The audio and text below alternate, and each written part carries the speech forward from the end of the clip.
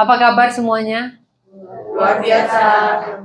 Sehat hatinya? Amin. Sehat imannya? Amin. Sehat pikirannya? Sehat dompetnya? Amin. Oh, amin ya. Karena kadang bilang setengah aminnya, Bu. Harus bersyukur berapapun isi dompetnya. Meskipun isi dompetnya cuma kertas semua, nggak apa-apa. Kertas utang gitu ya, nggak apa-apa. Ya, hari ini saya mau berbagi, biar miskin asal sombong. Biar miskin asal sombong itu penting. Yang penting sombong dulu, mau miskin nggak apa-apa ya. Bener nggak? Amin. Saya akan bahas ini karena kadang kita menjadi orang Kristen itu kita sombong. Tapi kita tidak sadar bahwa kita sombong supaya orang melihat kita terlihat kaya. Tapi saya akan bicara kemiskinan yang seperti apa. Supaya kita tidak salah paham juga. Karena tidak pernah dikatakan bahwa orang miskin secara keuangan itu tidak disukai oleh Allah. Bukan. Tidak. Jadi kita akan bicara miskin yang lain. Nah, biar miskin asal sombong kita baca dulu lah. Biar kita memahami ya. Di dalam Amsal 16 ayat 18. Kecongkakan mendahului kehancuran dan tinggi hati mendahului kejatuhan. Berarti setiap orang congkak, orang sombong itu pasti jatuh, pasti hancur. Nah, biasanya orang sombong tuh begini. Hari ini, misalnya ini contoh loh ya, orang-orang yang berat badannya 85 kilo ke atas. Boleh tunjuk tangan? Gak usah malu-malu ya.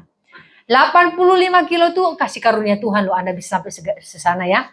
Nah, hari ini dia 85 kilo. Tiba-tiba dia bilang, saya mau diet. Besok dia timbang. Pas dia timbang, besok dia tinggal 40 kilo. Wih, dalam satu malam bisa berkurang banyak. Ternyata tahu dia bilang gini, saya hebat satu malam memang langsung turun 40 kilo. Ternyata cuma sebelah aja kakinya yang naik. Waktu ditimbang. Sebelahnya masih di bawah. Nah, orang-orang sombong itu seperti itu. Dia tidak tahu bahwa seluruh hidupnya belum sepenuhnya untuk Tuhan, tapi sombongnya minta ampun. Nah, kita akan melihat kesombongan di dalam kekristenan ini seperti apa.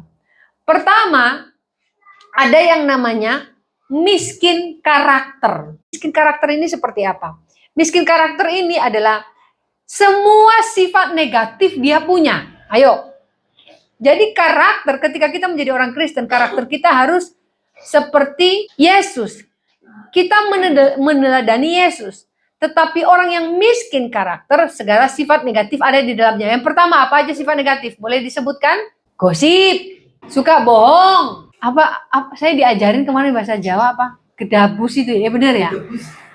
Gedebus apa gedabus? Oh ya. Itu artinya apa? Bohong ya? Ya, saya baru diajarin. Ngomong besar. Oh iya, itu termasuk dosa loh itu.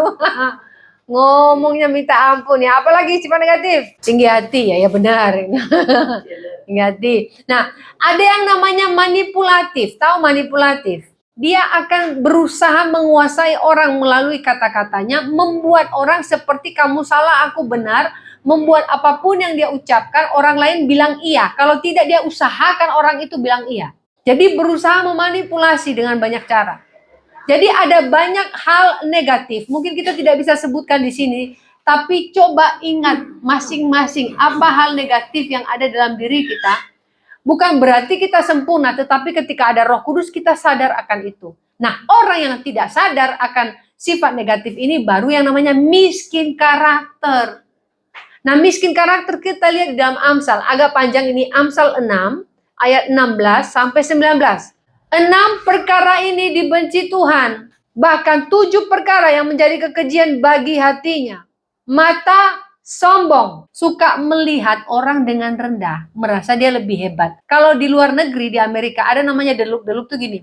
Kalau orang kulit putih melihat orang kulit hitam, cara pandangnya berbeda. Untuk beberapa tempat ya. Ini yang namanya mata sombong. Hati-hati ketika kita baru beli sepeda motor, terus kita lihat motornya orang agak jelek, terus kita melihat motornya. Atau ketika Anda baru ngecat rumah Anda, ya warna nggak tahu lah warna apa gitu, tiba-tiba Anda melihat rumah orang masih batu bata, belum diplester, Anda melihat rumahnya kayak.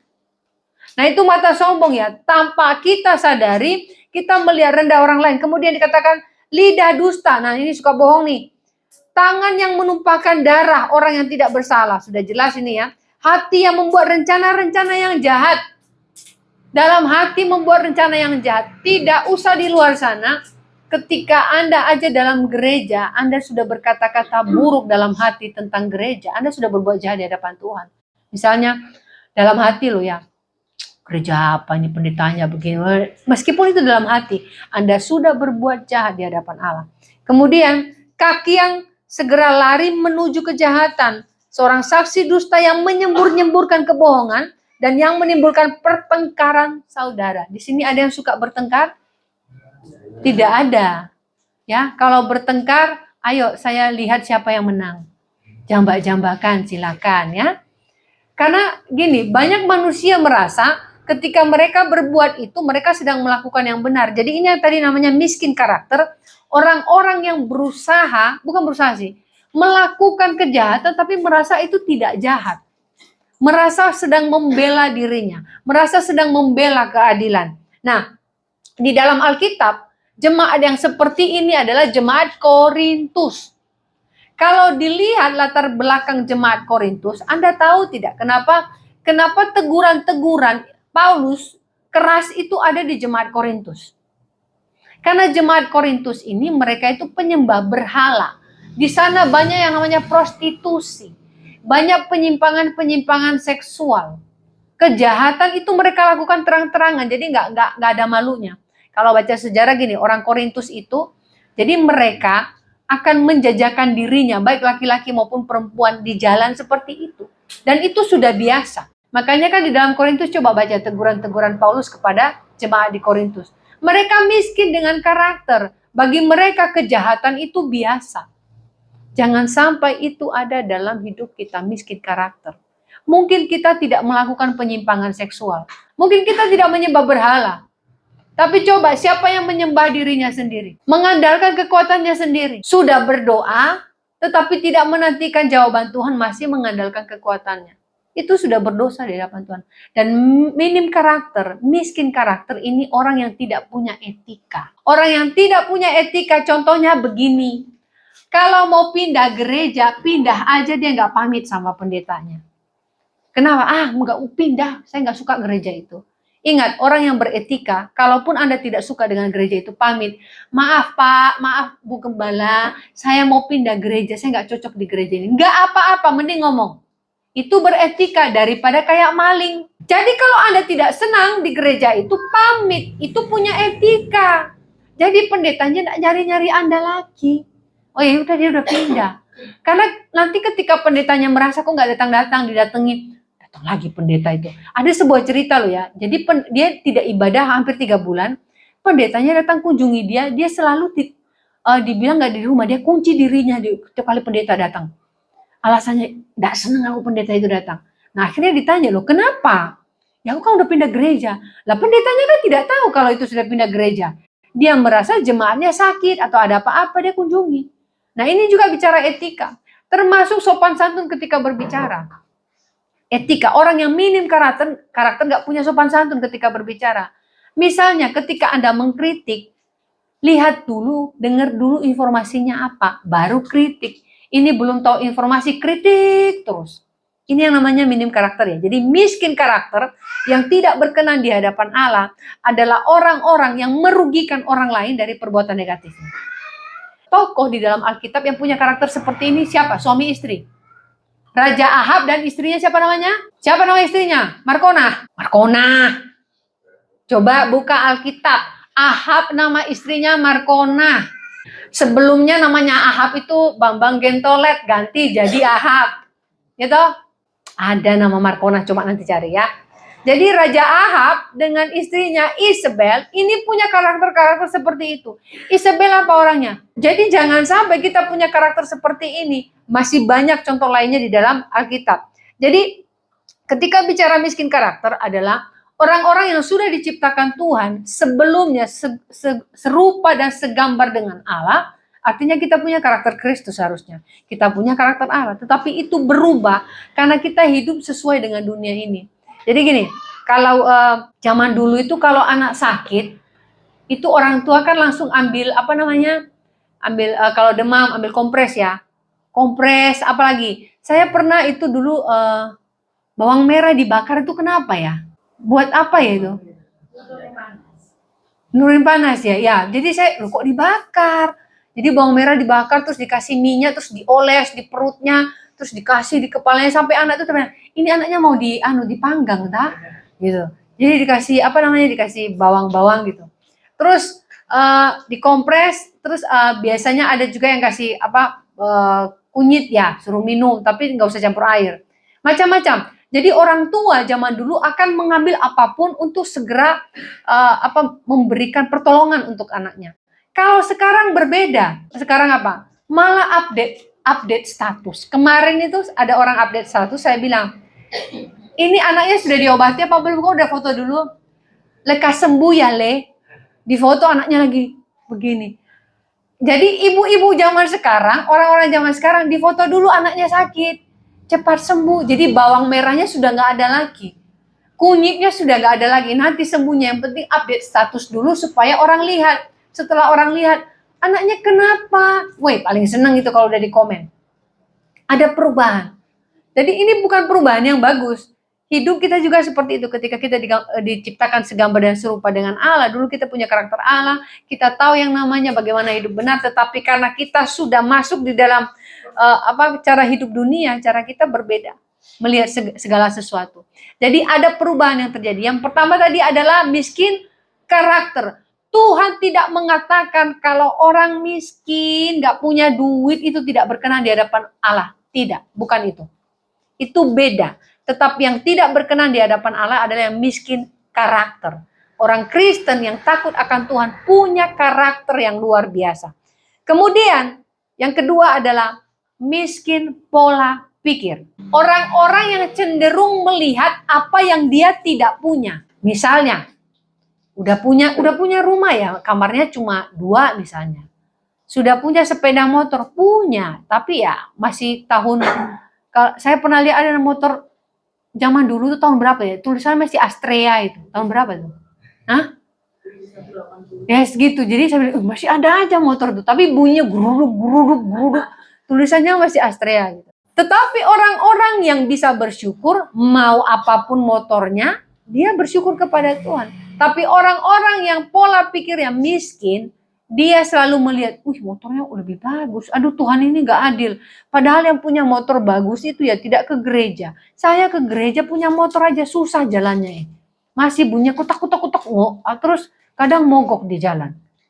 Kemudian kita lihat, rumahku kamarnya 2 itu aja mau jebol ininya atapnya. Dia lihat tidak takut akan Tuhan, tidak ke gereja. Kok rumahnya lebih bagus? Selalu melihat apa yang dia tidak punya dan apa orang lain punya. Hati-hati di tempat ini. Saya beritahu, ketika Anda mulai melihat apa yang Anda tidak punya, Anda miskin pola pikir di hadapan Tuhan. Karena Anda tidak melihat bahwa berkat Allah sesungguhnya besar dalam hidup Anda. Saya katakan, ketika kita sehat, tidak sakit, itu berkat Tuhan. Ketika kita masih bekerja, tidak cacat, itu berkat Tuhan. Makanya ketika ada seorang pemulung mengatakan seperti ini, kenapa saya jadi pemulung sedangkan orang lain bisa bekerja di kantor? Saya bilang, Pak, banyak orang lumpuh tidak bekerja. Bahkan dia minta-minta jadinya kepada anaknya. Anaknya tidak memperhatikan dia. Bapak masih bisa bekerja. Puji Tuhan loh. Sehat. Dia kalau bawa itu ya, bawa apa itu yang dia ambil itu, saya bilang isinya apa aja. Jadi saya pernah dulu di Surabaya itu saya ke tempat pemulung, pokoknya satu daerah itu Banyu Urip ya, satu daerah itu pemulung. Waktu itu saya bawa sembako dan di sana tidak bisa masuk mobil, jadi saya dibawa sama pendetanya naik sepeda motor. Terus saya bapaknya sama ibunya tua-tua, umur 65-70. Mereka ngangkat karung itu ternyata jadi gini. Ada beberapa itu di Surabaya itu mereka kan buang ketika mereka sudah tidak jadi penyembah berhala lagi, mereka jadi Kristen, mereka buang patung-patungnya, tahu ya. Tapi patung-patungnya itu tahu terbuat dari keramik itu kan berat. Saya bilang isinya apa? Dikeluarin ada sebesar ini patung kuangkong itu. Terus saya pegang, loh, ini keramik loh berat. Itu isi di dalam karungnya itu 4, dibawa semua. Waktu saya ngangkat karung, saya bilang ini bisa lebih 50 kilo dan usianya 65 loh. Saya bilang, Pak bisa ngangkat ini dari berapa jauh? Oh ngambilnya dia sebut daerahnya. Saya bilang, loh jalan kaki sampai ke sini berapa jauh? Atau naik sepeda? Jalan kaki. Saya bilang, puji Tuhan Pak, Bapak sehat. Meskipun jadi pemulung, Tuhan tidak mengatakan dia tidak berkenan di hadapan Allah. Yang penting sehat. Tapi orang yang miskin pola pikir, bersungut-sungut terus. Sudah kerja, gaji kurang. Sudah sehat, apalagi yang kurang? Makanannya nggak enak. Masih bersyukur bisa makan. Jadi orang yang pola pikirnya miskin, itu nggak bisa bersyukur. Karena selalu melihat apa yang dia tidak punya. Dia tidak bersyukur dengan apa yang dia punya. Kemudian, fokus pada kekurangan. Bukan kekurangannya. Jadi orang yang miskin pola pikir itu fokus pada kekurangan orang lain. Selalu melihat kekurangan pendeta. Gini, pendeta kaya katanya makan uang jemaat. Pendeta miskin katanya nggak diberkati Tuhan, padahal doa terus berkat Tuhan, berkat Tuhan. Gemuk katanya nggak pernah puasa, betul Bu? Iya nggak pernah puasa. Wes nggak pernah puasa makan tempat. Kalau kurus, ya ampun penyakitan tak pendeta itu. Jadi makan hati pendetanya. Apalagi ada saja toh. Kalau makeup katanya, mosok pendeta makeupan, kegenitan. Nggak makeup, kok butek-butek ya pendetanya. Maunya apa toh? Kok salah semua? Ada orang sudah misalnya sudah punya anak ya, udah punya anak banyak. Dia pernah konseling begini. Saya ini serba salah Bu, kenapa? Mertua saya itu kalau saya pakai daster di rumah ngomongnya, ya gimana suamimu bisa betah di rumah? Dasteran terus. Aku pakai baju Bu, ditanya, mau kemana? Mau kemana? Loh, aku pakai baju yang bagus dulu, ditanya mau kemana? Ya wes aku pakai ya baju sih biasa, tapi bedaan. Kok di rumah bedaan? Ya ampun, nggak bedaan. Dia ngomong ke tetangga, itu loh mantuku, dia ngomong apa ya? Ya butek ada bahasanya. Pokoknya nggak apa gitu loh. Terus dia bilang, salahku apa tuh Bu? Dia bilang, nah ini manusia itu seperti itu. Apapun yang dia lihat, yang dia tidak suka, dia akan ngomong. Tapi sebenarnya udah berawal dari ketidaksukaan pada mantunya. Kita juga begitu. Kalau sudah diawali dengan ketidaksukaan, maka pola pikir kita semua miskin, semua salah. Semua orang lain jelek. Orang lain sudah ganteng, kita bilang jelek. Kenapa? Lubang hidungnya kebesaran. Hei, macam-macam.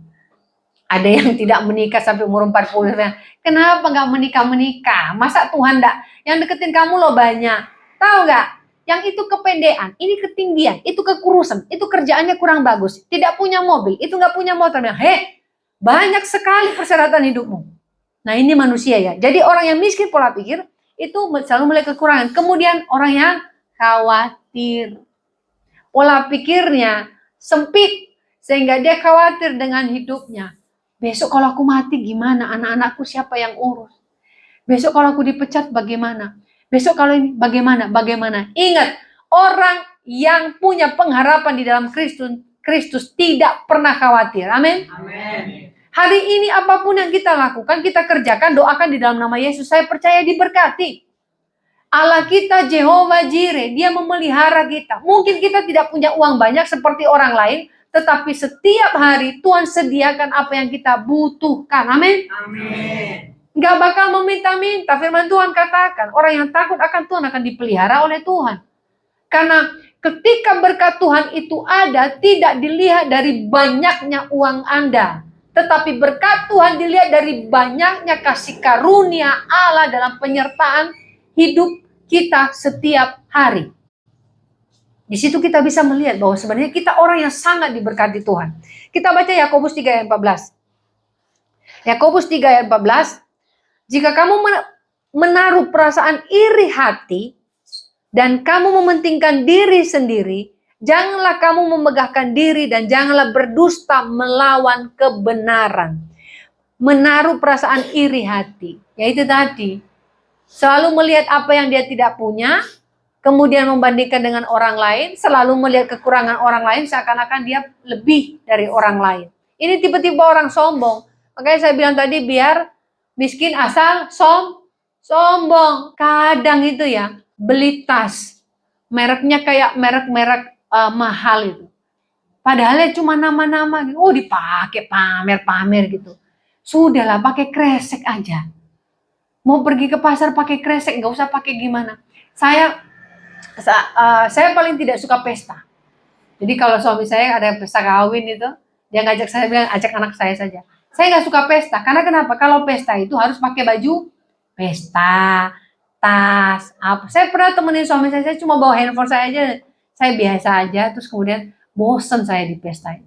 Karena orang kan, kalau pesta itu kan all out ya, ada orang yang ke pesta itu make up sampai 3 jam, saya nggak make up. Bedak, kepak, jalan. Makanya saya bukan tipe orang yang seperti itu, tapi ada orang yang mengatakan, wah nggak mau make up, terserah. Nah, kita juga seperti itu, jangan sampai kita mengutamakan apa penilaian orang lain terhadap kita. Selama apa yang kita lakukan itu benar, ya lakukan. Jadi tidak usah menyombongkan diri dengan, karena gini, apapun yang kita sombongkan selalu ada yang lebih di atas kita, percayalah. Anda mau sombongkan diri punya motor baru, ada orang punya mobil. Anda mau sombongkan diri punya mobil, sebentar mobil Anda harga berapa dulu, ada yang lebih mahal. Anda mau bilang, oh saya punya mobil 2, ada yang punya pesawat, oi. Oh rumahku besar, sekian, kamarnya sampai 10. Ada orang yang punya hotel dia loh ya. Mau sombong seberapa lagi? Jadi tidak usah menyombongkan diri, selalu ada yang lebih tinggi dari kita. Selalu ada, kalau pepatah mengatakan selalu ada langit di atas langit. Jadi jangan menyombongkan diri. Nah, siapa mereka di dalam Alkitab yang suka iri? Saudaranya Kangkang. Sama. Yusuf. Yusuf. Irinya mereka kenapa? Karena mereka merasa kenapa bapaknya lebih sayang si Yusuf. Kemudian yang dapat baju yang bagus itu siapa? Yusuf. Pertanyaan saya gini, yang salah bapaknya atau anaknya? Jangan beda-bedakan anak ya. Itu akan menimbulkan hal yang seperti ini.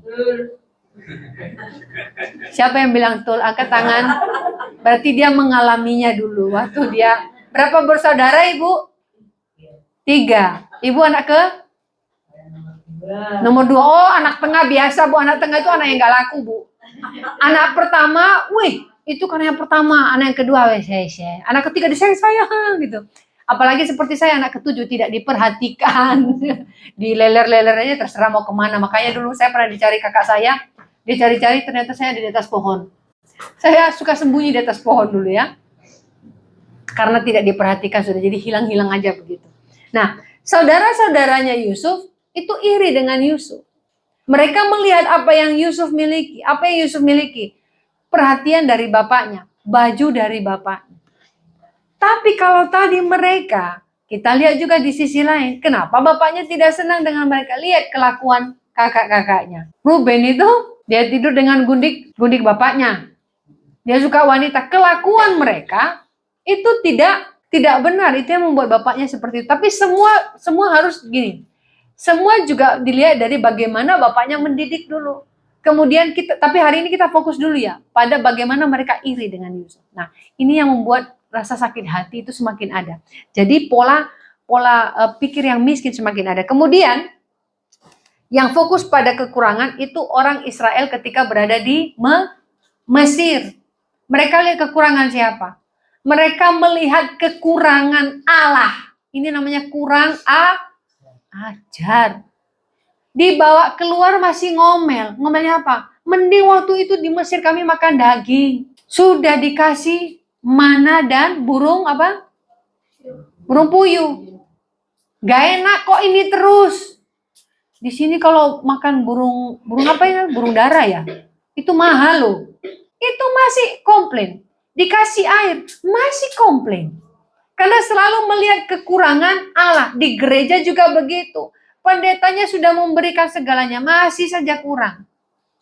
Pendetanya begini, pendetanya begitu. Komplain terus. Daripada komplain soal gereja, mending Anda lakukan sesuatu di gereja.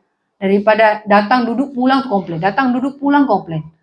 Lakukan sesuatu, kalau tidak mau, ada yang tidak benar, ada yang Anda tidak suka, lakukan loh. Jadi ini ya, orang-orang yang hanya melihat kekurangan, orang-orang yang kurang Ajar adalah orang-orang yang melihat kekurangan Allah. Apa kekurangan Allah dalam hidup kita yang sering kita komplain? Tuhan, aku kurang kaya. Tuhan, pekerjaanku kurang ini. Tuhan, begini kurang. Kurang begini, kurang. Semua kurang. Itu orang yang tidak tahu bersyukur. Pola pikirnya miskin.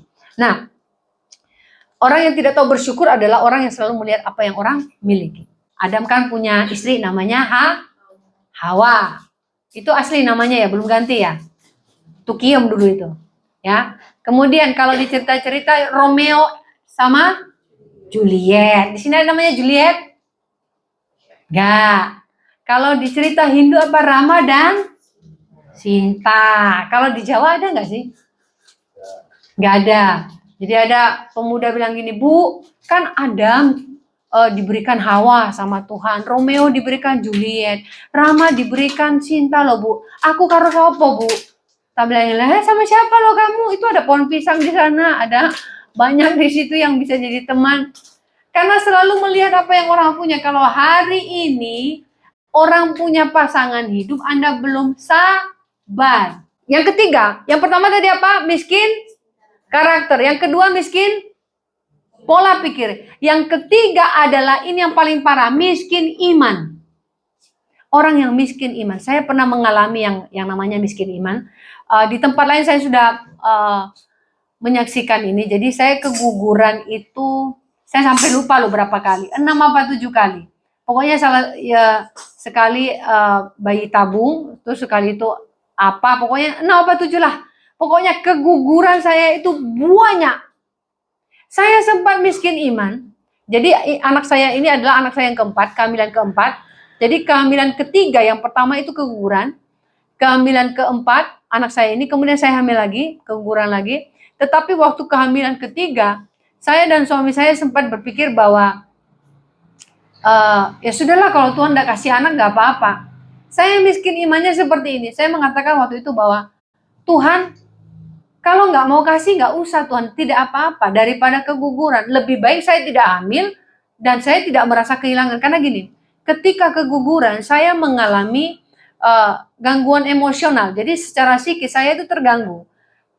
Setiap kali melihat orang hamil, saya merasa terganggu karena begini.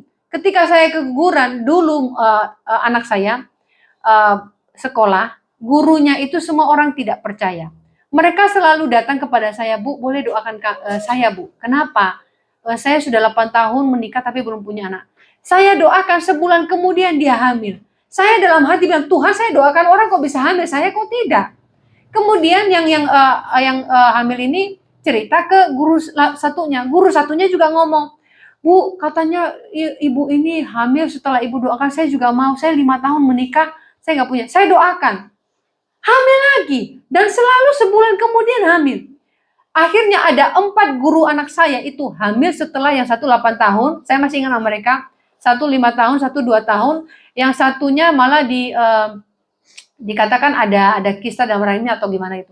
4-empatnya itu hamil. Dan di saat mereka hamil, saya keguguran 2 kali. Saya merasa waktu itu miskin secara iman dan merasa Tuhan tidak adil dalam hidup saya. Kenapa ketika saya doakan orang lain bisa hamil dan setelah itu anaknya lahir lagi. Ada masa ketika saya keguguran bulan berapa gitu, 3 bulan kemudian yang saya doakan tuh anaknya lahir. Waktu dia bilang, Alhamdulillah Ibu, anak saya sudah lahir. Dalam hati saya bersyukur, dalam hati saya merasa sakit bahwa Tuhan, ini kok rasa-rasa tidak adil ya, saya yang doakan dia kemudian melahirkan, saya yang kepengen punya anak terus kemudian saya juga keguguran. Ada miskin iman yang saya alami waktu itu. Meskipun saya hamba Tuhan ya, saya mengalaminya. Hari ini apa yang Anda alami? Jangan pernah takut untuk menyatakan iman kita, meskipun ada momen ketika iblis mengatakan Tuhanmu tidak adil. Meskipun ada momen iblis mengatakan, lihat hidupmu itu tidak baik. Lihat hidupmu tidak bagus. Lihat Tuhan tidak memperhatikanmu. Jadi saya ingin mengatakan, miskin iman akan dialami beberapa orang, tetapi jangan berlama-lama. Segera lihat siapa Tuhan kita. Kita baca di dalam Ibrani 11 ayat 6. Ibrani 11 ayat 6. Tetapi tanpa iman tidak mungkin orang berkenan kepada Allah, sebab barang siapa berpaling kepada Allah, Ia harus percaya bahwa Allah ada dan bahwa Allah memberi upah kepada orang yang sungguh-sungguh mencari Dia. Jadi orang yang miskin iman adalah ketika mendapatkan masalah, dia meninggalkan Tuhan. Saya tidak tahu ya, kalau Anda di tempat ini keguguran berapa kali, Anda mungkin sudah meninggalkan Tuhan. Saya waktu itu tidak pernah terpikir meninggalkan Tuhan, tetapi saya sempat apatis. Apatis itu begini, percumalah doa minta anak, Tuhan gak kasih kok. Tapi saya punya iman tentang yang lain, tapi soal anak saya gak punya iman. Waktu itu sudah miskin iman saya. Tapi untuk meninggalkan Tuhan saya tidak berani, karena saya tahu saya tidak bisa hidup tanpa Tuhan. Berarti itu kasih karunia Tuhan dalam hidup saya. Roh Kudus masih bekerja dengan luar biasa. Jangan sampai miskin iman ini membuat kita lupa bahwa kita seharusnya bersandar kepada Tuhan. Jadi tetap tanpa iman tidak mungkin orang berkenan kepada Allah. Siapa yang mengandalkan kekuatannya sendiri? Saul. Raja Saul tahu ketika dia mau berperang, harusnya kan dia menunggu Samuel untuk memberikan korban kepada Tuhan. Karena seharusnya ketika memberikan korban kepada Tuhan, dia bisa menang perang. Karena Samuel telat, ya, lama nunggunya, dia melakukannya sendiri. Merasa dia hebat, merasa dia bisa. Dia miskin iman waktu itu. Miskinnya apa? Dia merasa bahwa Tuhan ini lama sekali kerjanya. Mending dia yang melakukannya. Orang yang imannya kaya, dia sabar menantikan jawaban Tuhan. Hari ini apa yang Anda kerjakan? Bersabar. Nantikan jawaban Tuhan. Tuhan itu tidak tuli, dia dengar doa kita. Tuhan itu tidak mengabaikan doa kita, dia menjawab doa. Tuhan tidak menunda apa yang menjadi hak kita. Tuhan tidak pernah mengatakan, enggak layak orang ini dapat, enggak usah dikasih. Tuhan tetap kasih. Ingat, Tuhan itu baik. Ketika Tuhan memberkati, dia tidak melihat Anda jahat atau tidak. Karena dia mengasihi kita. Tetapi upah dari kejahatan ada akibatnya, yaitu kita alami sendiri. Tapi berkat Tuhan tidak pernah dibatasi untuk setiap orang. Kita sendiri yang membatasi berkat Tuhan dalam hidup kita. Makanya kalau dikatakan kenapa Tuhan yang menahan berkatnya? Tuhan tidak pernah menahan berkat. Anda yang keluar dari berkat Allah. Anda yang menjauh dari berkat Allah. Karena Anda lebih suka dengan dosa. Manusia lebih suka dengan dosa. Nah, Raja Saul ini berpikir bahwa dia bisa melakukannya tanpa Tuhan. Jadi kalau kita hari ini diliputi dengan masalah hidup kita, jangan miskin iman. Masalah itu baik buat kita supaya kita tetap berdoa. Masalah itu baik buat kita supaya kita punya hikmat. Kalau diselimuti masalah, berarti kita masih hidup. Kalau diselimuti wijen, itu namanya kita onde-onde. Benar? Mau diselimuti masalah atau mau diselimuti wijen? Masalah. Anda diselimuti wijen, Anda dimakan orang. Tapi kalau diselimuti masalah, Anda dapat hikmat, Anda rajin berdoa. Coba orang yang punya masalah. Sebutkan orang yang tidak punya masalah. Orang gila. Coba ketawa terus. Berdoa nggak dia? Enggak. Semua ada masalah? Makanya ke gereja. Biasanya orang yang tidak ke gereja nggak ada masalah. Baru cari Tuhan kalau kepepet hidupnya. Kita harus punya masalah supaya kita mengandalkan Tuhan. Kita harus punya masalah supaya kita punya iman. Tetapi bukan berarti kita tidak punya kekuatan. Apapun masalah yang kita hadapi, kita punya kekuatan. Jadi hari ini ketika bicara orang yang sombong, ya, tetapi miskin, itu orang yang tidak berkenan di hadapan Tuhan. Miskin seperti apa? Miskin karakter, miskin pola pikir, miskin iman, itu yang tidak berkenan di hadapan Tuhan. Karena orang-orang yang takut akan Tuhan punya karakter, punya etika, punya pola pikir yang benar, punya iman yang besar. Itulah orang-orang yang hidup di dalam kebenaran firman Allah. Jadi saya percaya pagi hari ini setiap kita boleh dikuatkan bahwa mungkin secara finansial kita tidak sekaya orang lain. Mungkin uang Anda tidak sebanyak orang lain. Tapi percaya tempat Anda di surga luar biasa di hadapan Tuhan. Amin. Mari kita berdoa. Yesus Tuhan, Yesus Tuhan, Yesus Tuhan.